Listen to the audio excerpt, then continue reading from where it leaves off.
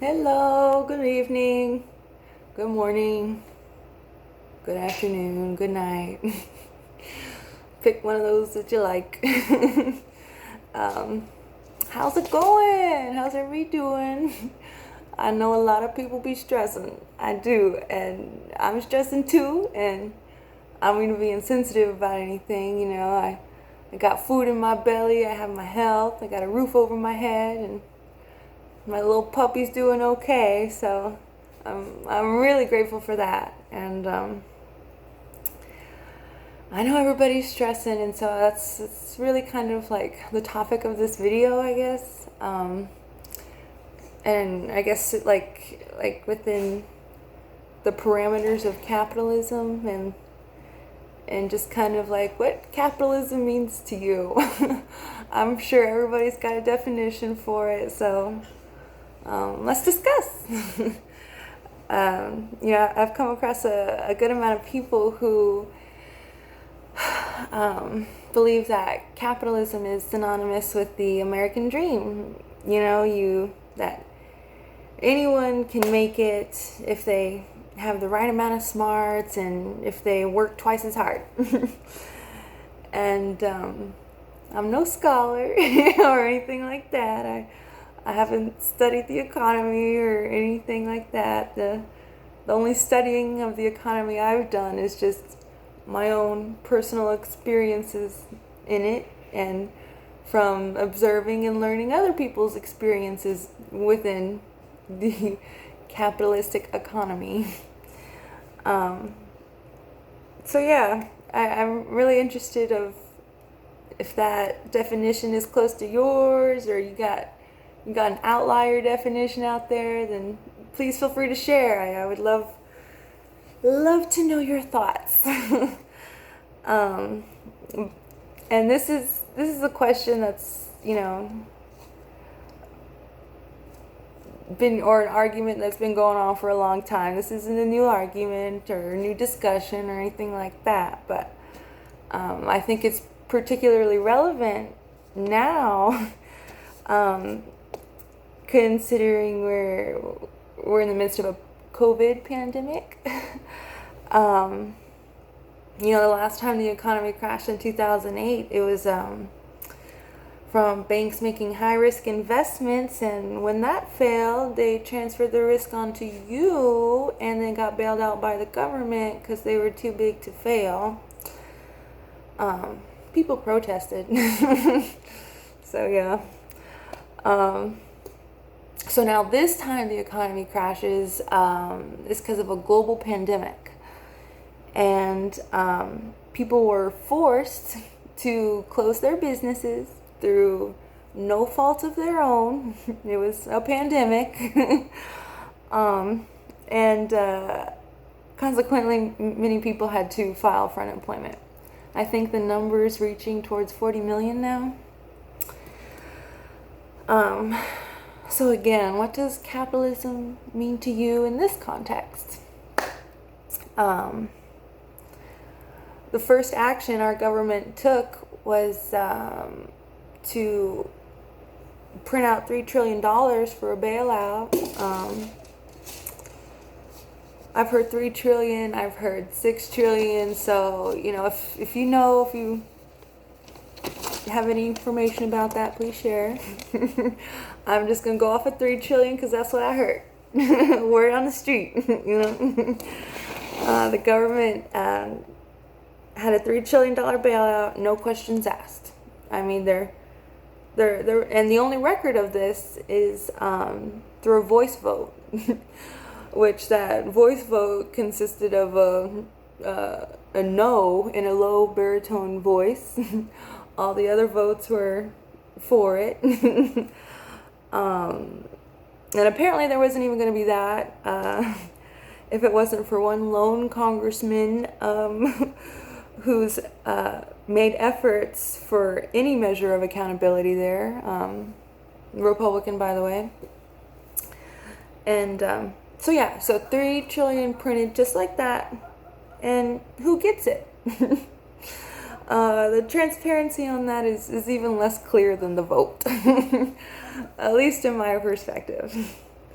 Um, there is the CARES Act. Apparently that was attached to it, and I've heard good things about that.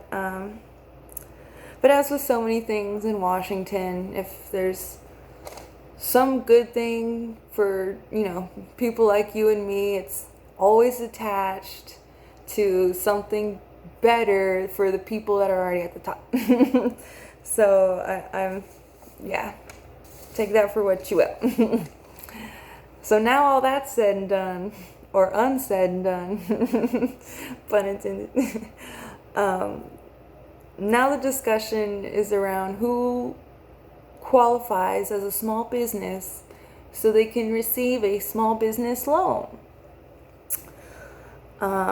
There's also talks about like another stimulus payment and a universal basic income, which, yeah. There's talk of rent cancellations and mortgage freezes, which would seem very helpful. Surprisingly, what's not being discussed is, or that's not even on the table at all, is Medicare for all, or some other healthcare system that's not tied to your employment. In fact, actually, I take that back. The only healthcare system not tied to employment that's in discussion right now is wear a mask or you're a piece of shit. The only other talks about healthcare is making it more accessible, which a lot of the times accessibility doesn't translate to tangibility, and it's just fancy decoration words, But anyway, so what does capitalism mean to you? Again, I ask, what does capitalism mean to you? When we already have corporate giants like Amazon and Walmart, they get to stay open for months with little to no competition. And mind you, everyone's at home on the internet, and that's good, but like, do y'all know how many internet companies we have? I don't know. Wondering. Asking for a friend. So from what I gather, we're living in a system where the profit motive is clearly the only motive.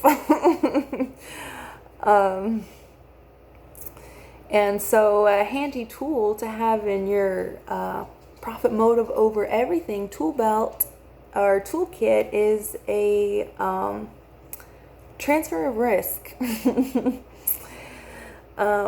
And a way to keep that tool sharp is to make sure you got a lot of money to lobby these politicians to ensure the least amount of competition for you. Even if that means that, even if that competition is for the betterment of the community, it's the profit motive over everything toolkit you got there. By the way, have y'all heard of Citizens United? Check it out. So yeah, what does capitalism mean to you?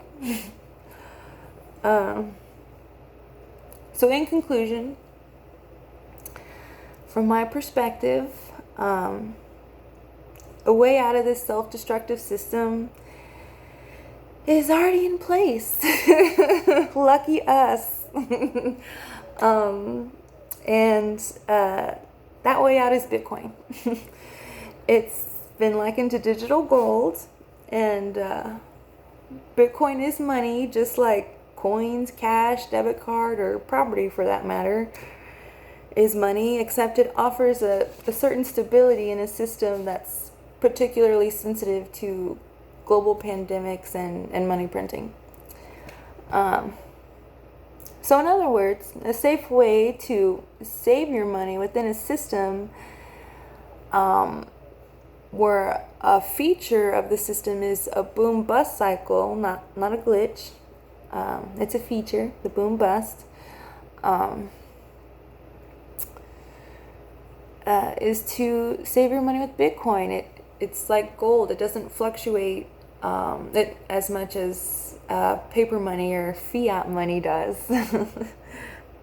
So yeah. And you don't have to be a huge techie or whatever to make use of this currency. It's if I can do it, you can do it. So yeah, with that said, I'd like to leave y'all with a quote. One second. Okay, I'd like to leave y'all with a quote from this book.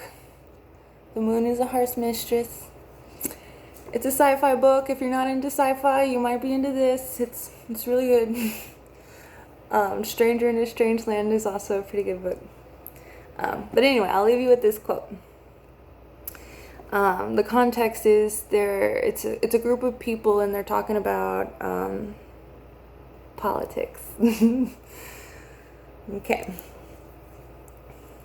Wonderful, I assured her. Terrific, she seemed reassured. But I hadn't been honest. Wonderful she had been at swaying the crowd. But oratory is a null program. That we were slaves I had known all my life, and nothing could be done about it. True, we weren't bought and sold, but as long as authority held monopoly over what we had to have and what we could sell to buy it, we were slaves. What could we do? Warden wasn't our owner. Had he been, some way could be found to eliminate him. But lunar authority was not in Luna. It was on Terra. And we had not one ship, not even small hydrogen bomb. There wasn't even handguns on Luna, though what we would do with those guns, I didn't know. Shoot each other, maybe. 3 million unarmed and helpless, and 11 billion of them, with ships and bombs and weapons. We could be a nuisance, but how long will Papa take it before baby gets spanked? I wasn't impressed. As it said in the Bible, God fights on the side of the heaviest artillery. It was a good book. Read it. So yeah, I'm not sure what my point was. I guess my point is, invest in Bitcoin. It'll be a lifesaver. And I hope y'all are all doing well and enjoy the rest of your day, night, morning, whatever. Talk to y'all later.